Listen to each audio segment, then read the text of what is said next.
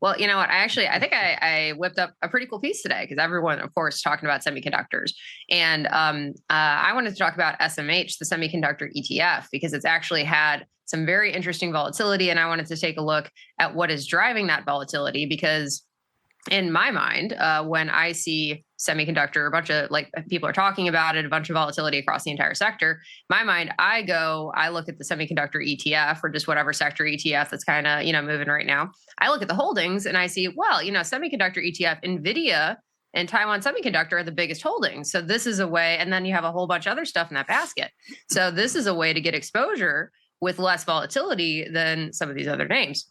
And I wanted to actually take a look at the semiconductor ETF volatility because, as it turns out, some of its biggest holdings are a little bit less volatile than the ETF overall. So I did, whole thing on this. I know people are talking about it and people are looking for maybe ways to get exposure to the sector with like a little bit less volatility than especially some of the more volatile names. So I wanted to take a look at the ETF, what's been driving that, and how people can get different dimensions of exposure, basically. So awesome. Semiconductor ETF. Liquid options, very interesting to trade. And investors will often use the ETF to get kind of like this broader exposure to different market sectors compared to like single companies, which are, more exposed to those single company risk factors, those idiosyncratic risk factors is kind of how we bucket those. But right now, SMH is at very high levels. We're at 100% IVP. Yesterday, we were at like 110 IVR, so it kind of broke the scale on that one, and very high implied volatility index. So with the ETF for the semiconductor, sector at very high levels right now, I wanted to take a look at what holdings inside of it are primarily driving that volatility. And then if you wanted to kind of like maybe get a little bit different dimensions of volatility, where to look. Make sense? Love it. Let's do it. Cool. Okay. So the top 7 holdings is kind of what we're focused on today. That comprises about 60% of the index. So those Taiwan Semi, Nvidia, Micron, AMD, Intel, Broadcom, Qualcomm. And what you notice is actually the IV index of the ETF overall is sitting above its 2 largest holdings, so Nvidia and Taiwan Semi.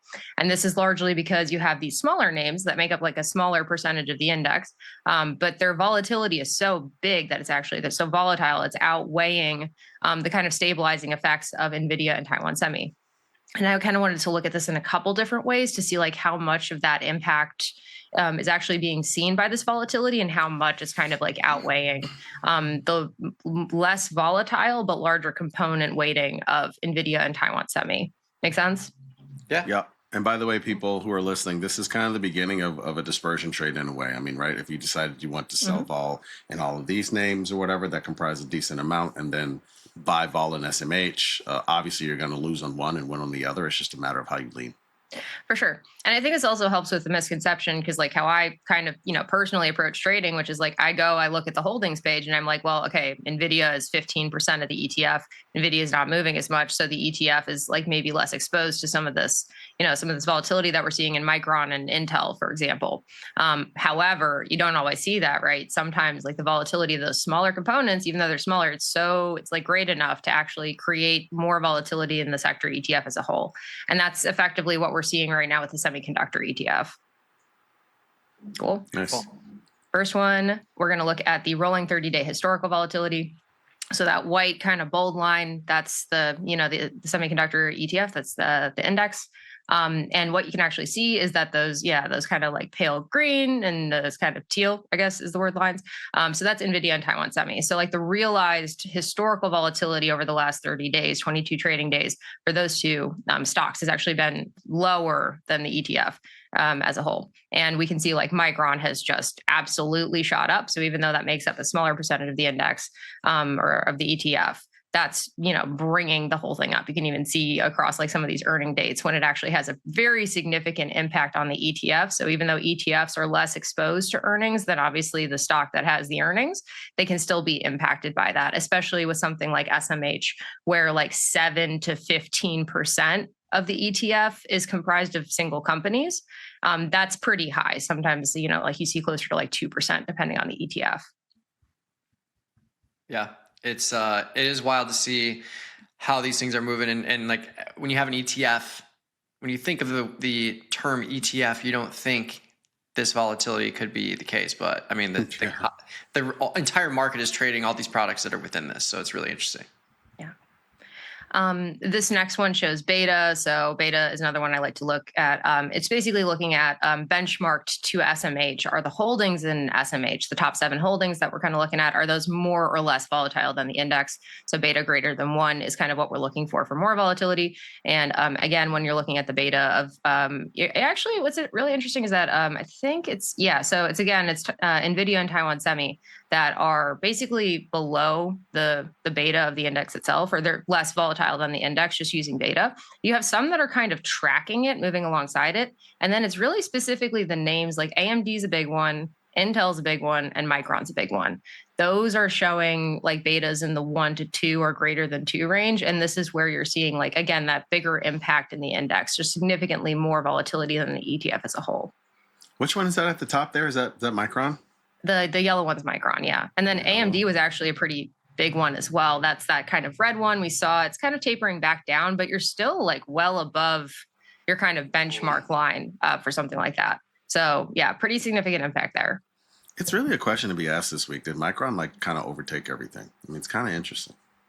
It's, that is an interesting question. I think we're seeing that to be true, but the timescales that we're looking at, these are like 1 month, 2 month timescales, right? So this has been like a trend that's been going on for a while. And that's even going to be more evident on the next slide. But I would definitely say, just like from the last couple of weeks, especially, you can just see that impact from Micron, especially. Cool.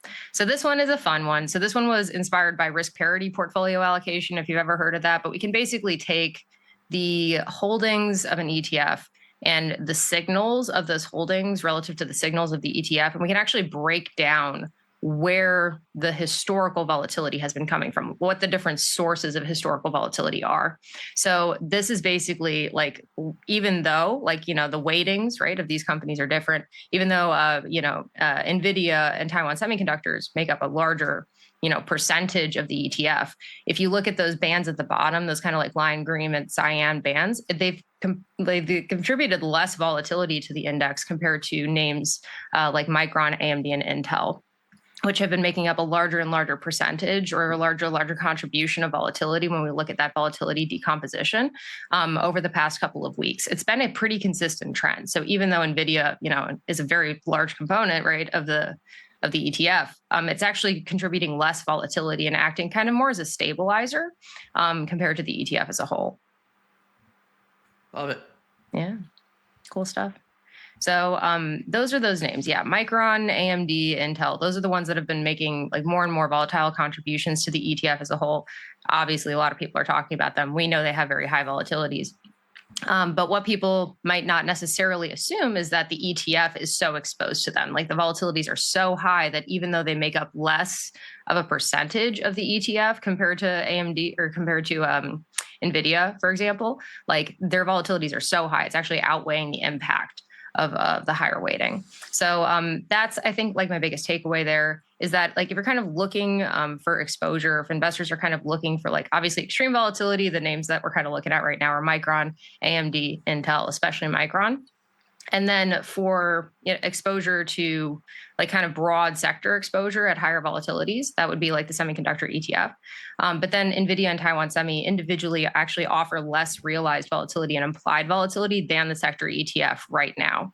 That's kind of according to current market conditions, but that's like a trend that we've been kind of consistently seeing, looking at that, volatility decomposition on the last slide for the last couple of weeks. So I think that's important to keep in mind, because like just from looking at the holdings alone, sometimes the volatility of the other constituents can be so big that it actually outweighs the impact of making up a lower percentage of the ETF. Yeah, this is a great study. I mean, I think people should look comparably at like XLF and the things within that, and XHB and the things within that, to kind of get an idea. And who knows, maybe someday those ETFs will go just as crazy at some point in time. I remember XHB was wild in 2008 during the housing crisis, et cetera. So this is a really great study. Keep an eye on stuff like that. Yeah.